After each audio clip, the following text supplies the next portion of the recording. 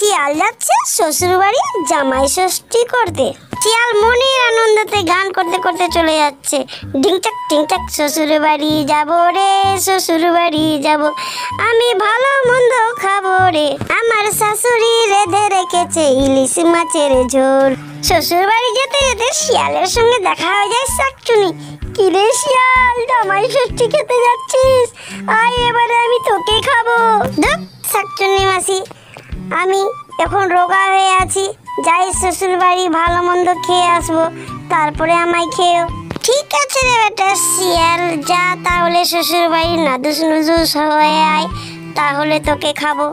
শিয়াল পৌঁছে গেল শ্বশুর বাড়ি আর বলে, ও শাশুড়ি মা, আমি এসে গেছি গো তোমার জামাই। বাবা তুমি এসে গেছো, এসো এসো বসো, এই ইলিশ মাছটা নাও শাশুড়ি মা, রাখো।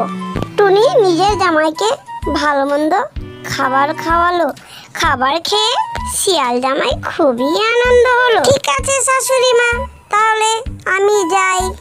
শিয়াল আবার যে রাস্তা দিয়ে এসেছিল ওই রাস্তা দিয়ে গান করতে করতে চলে যাচ্ছে। শিয়ালটির শাকচুনির কথা মনে নেই। হঠাৎ শিয়ালটির কাছে এসে শাকচুনিটি দাঁড়িয়ে যায়। কিরে শিয়াল, এবারে তো নাদুস নুদুস হয়ে এসছি, এবারে তোকে খাই। শিয়ালটি ভয়ে বলে, আমায় ছেড়ে দাও গো মাসি। শাকচুনিটি কিছুতেই ছাড়লো না, শিয়ালটিকে গিলে খেয়ে নিল।